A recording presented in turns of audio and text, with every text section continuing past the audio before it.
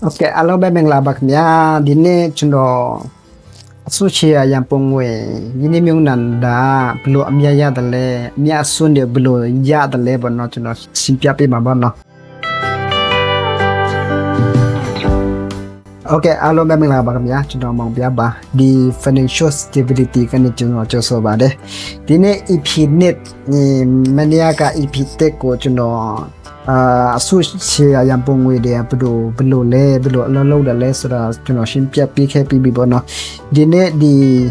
nokta ipine cha do asu che yang pongwe yini myung nanda amya asun de blo ya de le so de achong ko chuno pya pya mi ba no okay ตัวยาดาน้ำမျိုးရှိတယ်နံပါတ်1နံပါတ်1က dividend ရတာ dividend ဆိုတာအမြတ်ဝေစုပေါ့နော်အမြတ်ဝေစုဆိုတာငါတို့ company တ company ကိုဟိုတနစ်တစ်ခါမှာစီပွားရေးလုံးရင်းနဲ့အမြတ်တွေရတာအဲ့လိုမျိုးဟုတ်တယ်မလားအဲ့ဒီအမြတ်ရတဲ့အမြတ်တွေကိုငါတို့ဒီ company ရဲ့ခြေရာဝယ်ထားတဲ့သူကိုငါတို့အဲ့ဒီအမြတ်ဝေစုကနေပြန်မြတ်ဝေပေးတယ်ပေါ့နော်အဲ့ကြောင့်မလို့ဒီအမြတ်ဝေစု dividend လို့ခေါ်တာပေါ့နော်ဒါပေမဲ့ငါတို့ရအဲ့ဒီ dividend ရဖို့အတွက်ဆိုတာဒီဥပဒေထိုင်းနိုင်ငံမှာပေါ့နော်နိုင်ငံတိုင်းမှာလည်းရှိတယ်ဒါပေမဲ့ဒီထိုင်းနိုင်ငံမှာကျတော့ဒီရတဲ့ dividend တွေကအခွန်ခ30ရာခိုင်နှုန်းတော့ပေါ့နော်ဥပမာဘယ်လိုလုပ်လဲဆိုတော့ဥပမာငါတို့100ဘတ်ရလာတယ်သူကအဲ့ဒီ company ကကျန်ညာလေးမှာပေါ့နော်အဲ့ company ကအခွာအစု share ရပုံငွေပေါ့ဒီအစု share ရပုံငွေကသူတို့ကျန်ညာလိုက်တယ်ပေါ့နော်ဒီတစ်နှစ်မှာdividend တရားရတယ်ဆိုတဲ့အကြောင်းဒါမဲ့ငါတို့လက်ထက်ရောက်တဲ့အချိန်မှာ90ပဲရတော့မှာပေါ့နော်ဘာဖြစ်လို့လဲဆိုတော့အခုခါ30ရခိုင်နှုန်းတွနုတ်သွားတယ်အကြောင်းမလို့90ပဲကျန်တော့တယ်အဲ့လိုမျိုးဖြစ်တာပေါ့နော်နောက်နံပါတ်2ကတော့ဒီအမြတ်ကွာခြားချက်ဆိုတာဘယ်လိုလဲဆိုတော့တကယ်ရှင်းတော့တွေ့ကြမှာပါဒီ grab အတက်နဲ့ကြငါတို့ဝယ်ထားတော့ကဥမာပထောင်နဲ့ဝယ်ထားတယ်ဆိုပါတော့ဒါပေမဲ့တစ်နှစ်ကြာတဲ့အချိန်မှာအဲ့ဒီစီနှုန်းက3000ဖြစ်လာတယ်အဲ့လိုမျိုးဥပမာပေါ့နော်3000ဖြစ်လာတယ်ဒါပေမဲ့ငါတို့ပြန်ရောက်လိုက်တဲ့အချိန်မှာအဲ့ဒီအမြတ်2000ရတယ်မလားအကြောင်းမလို့ငါတို့ဝယ်ထားတဲ့တန်ဖိုးက3000ဖြစ်လာတယ်ဆိုတော့ငါတို့အမြတ်2000ရတယ်အဲ့ဒီအမြတ်2000ရလို့ဒါကဒီအခွန်ဆောင်ဆရာမလို့ပဲဒီတိုင်းပြဝဝနဲ့ရတဲ့အမြတ်ကိုအကုန်လုံးပြဝဝနဲ့ရတာပေါ့နော်အဲ့လိုမျိုးဒီနှမျိုးအဲ့လိုမျိုးပေါ့နော်ဒီနှမျိုးကအခွန်ဆောင်ဆရာမလို့ဒါပေမဲ့ယနေ့မျိုးတော့သူကမေးတဲ့လူကများတယ်ပေါ့နော်ဒီအကြောင်းတွေကဘယ်လိုလဲဆိုတော့ dividend ယူမလား dividend မယူတဲ့ဒီအစုရှယ်ယာပုံငွေဝယ်မလားဝယ်ကောင်းမလားပေါ့နော်ဥမာ dividend အစုရှယ်ယာပုံငွေဝယ်တယ်ဆိုတာအိုတဲ့ချိန်မှာပြီးတော့လဲငါတို့စုထားတဲ့ငွေတွေကများရှိတဲ့အဲ့ဒီအချိန်မှာအဲ့ဒါဝယ်တာကောင်းတာပေါ့နော်ဘာဖြစ်လို့ဆိုတော့ဒီဥပမာငါတို့လက်ရှိဒီအစုရှယ်ယာထဲမှာပေါ့နော်ဥပမာဘတ်ငွေတသိန်းထားလိုက်ပါတော့ဒီသူရဲ့ dividend ပေးမှာဥပမာ900ခိုင်နှုန်း400ခိုင်နှုန်းလောက်ပဲရှိတယ်အဲ့လိုမျိုးတသိန်းဆိုတော့4000တနေ့မှတစ်ခါထွက်တယ်ဆိုတော့စားလို့မလောက်ဘူးเนาะအဲကြောင့်မလို့ဒီငွေနေတဲ့ချိန်မှာ dividend ယူမယူတင်ဘူးเนาะဘာဖြစ်လို့ဆိုတော့ပတ်စံရတယ်ဘာဖြစ်လို့မယူတင်တယ်လဲဒါပေမဲ့သူတို့ဒီ dividend မယူတဲ့ဥစ္စာကြတော့ဒီရတဲ့ dividend တွေကသူတို့ပြန်ပြီးတော့ယင်းနှမျိုးနိုင်လိုက်တယ်ဥမာကြောင်ညာလိုက်တာပေါ့ကောနော်ဒီအမြတ်ဝေစုရလာတဲ့ဒီတစ်နှစ်မှာပြန်ပြီးတော့ငါတို့မယူဘူးဆိုတော့ dividend ကိုအဲ့ဒီပြန်ပြီးတော့ယင်းနှမျိုးနိုင်တယ်အဲ့လိုမျိုး auto ပြန်ယင်းနှမျိုးနိုင်တယ်ပေါ့နော်အဲ့လိုမျိုးဒီနှမျိုးဘယ်သူနဲ့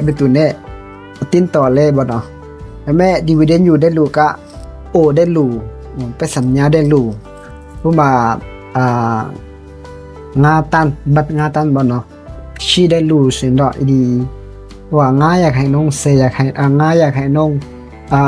ရတာတနေ့တစ်ခါ900ခိုင်နှုန်း900ခိုင်နှုန်းအများဆုံးကတော့အလောက်ပဲရမှာပေါ့နော်ဒါပေမဲ့အဲ့လိုမျိုးရလို့ရှင်တော့တနေ့မှာ3သိန်း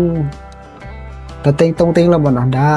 ကျွန်တော်ခမ်းမှန်းတာဒါပေမဲ့မတက်ရဘူးအဲ့လောက်ရမယ်ပေါ့နော်လောက်ရလို့ရှင်တော့ဒီတနစ်မှာပေါ့လာနဲ့ပြန်စားလို့ရှင်တော့ငါတို့စားလောက်ပြီပေါ့နော်အဲ့လိုမျိုး freedom financial freedom ဒီလူလက်တဲ့ငွေအဲ့လိုမျိုးရလာတယ်အဲ့လိုမျိုးပေါ့နော်ဒါပေမဲ့ငါတို့အဲ့ဒီလိုမျိုးငါတန်းပစံငါတန်းမရောက်တဲ့ခင်မှာငါတို့ဒီအမျက်ဝေစုတွေမယူတဲ့ပဲနဲ့အဲ့ဒီရတဲ့အမျက်ဝေစုတွေကိုပြန်ရင်းနှီးပြီးတော့ပြန်ပုံထားအဲ့ဒီကျွန်တော်ပြောနေတဲ့ compound interest အတိုးနဲ့ထပ်တိုးပွားပြီးတော့အဲ့လိုမျိုးပေါ့နော်ရလာတဲ့အမြတ်တွေကိုပြန်ရင်းနှီးတယ်ရလာတဲ့အမြတ်တွေကိုပြန်ရင်းနှီးတယ်အတိုးနဲ့ထပ်တိုးပွားတယ်တိုးပွားတယ်အဲ့နဲ့ကြီးလာတယ်အဲ့လိုမျိုးဖြစ်တယ်ပေါ့နော်အဲ့ကြောင့်မလို့အဲ့ဒီငါတန်းကျွန်တော်တကယ်ချင်းတော့မြန်ချက်တရားမတူဘူးပေါ့နော်ဒါပေမဲ့ကျွန်တော်အနေနဲ့ပေါ့နော်မြန်ချက်ကြတာငါတန်းလောက်ပဲဆိုတော့ပြီးအဲ့ဒီငါတန်းဆိုတော့financial freedom ကိုရလာခတလား2000လောက်ပေါ့အဲ့လိုဆိုတော့တင်ပါပြီပေါ့နော်ဒါပေမဲ့အဲ့ထက်များလို့ရှင်တဲ့5တန်း6တန်းဆိုတော့တော့ပါပြီအဲ့လိုမျိုးဒါပေမဲ့တကယ်ရှင်တော့အိမ်မှာဘယ်လောက်လို့ရှင်လဲဆိုတာမသိဘူးပေါ့နော်အဲ့လိုမျိုးဒါပေမဲ့ဒီလိုပြောတာနဲ့တကယ်ရှင်တော့ချက်ချင်းတော့ယင်းနေမျိုးမလုပ်သေးပါနဲ့ပေါ့နော်ဒါပေမဲ့ကျွန်တော်ပြောတာအကုန်လုံးဒီကျွန်တော်ရဲ့ဒီ series အဆူရှိရန်ပုံဝေနေပတဒေစာ series ကိုပြောင်းကြည့်ပြီးမှကိုတိုင်ဆုံးဖြတ်တပ်ပြီးမှတကယ်ရှင်တော့ကိုတိုင်လေလာနားလေပြီးမှတောက်ဝဲတင်တာပေါ့နော်အဲ့လိုမျိုးโอเคအခုကနောက်ဆုံးအနေနဲ့တကယ်ရှင်တို့ရဲ့ယင်းဒီမျိုးနာမှုမှာအန်တီရရှိတယ်ဘာဖြစ်လို့လဲဆိုတော့အမြတ်ရတယ်လို့နဲ့ဆုံးရှုံးမှုတွေလည်းရှိတတ်တာပေါ့နော်ဒါပေမဲ့ကျွန်တော်တခုတော့ပြထားမှာပေါ့နော်ဒီတနေ့မှာရလာတဲ့အမြတ်တွေဘယ်လောက်ရလဲဥမာအခုလက်ရှိပေါ့နော်ဒါပေမဲ့အနာဂတ်မှာတော့မသိဘူးဒါအတိတ်ပေါ့တိတ်ဆိုတာပြီးခဲ့တဲ့ဝစာအမြတ်တွေဘယ်လောက်ရရှိခဲ့လဲဆိုတာကျွန်တော်တင်ပြပေးပါမယ်နော်ဒီ Friday ကိုလိုက်ဝဲထိုင်းတာတော့မဟုတ်ဘူးနော်ဒါပေမဲ့ကိုတိုင်လေ့လာပြီးမှကိုတိုင်နားလဲမှအဲ့လိုမျိုးပြတာနော်လိုက်မဝဲတင်းနေပေါ့နော်โอเคယင်းနေနိုးနန်တဲ့ဆိုတာအတည်ရှိတယ်ယင်းနေမျိုးလန်သူများ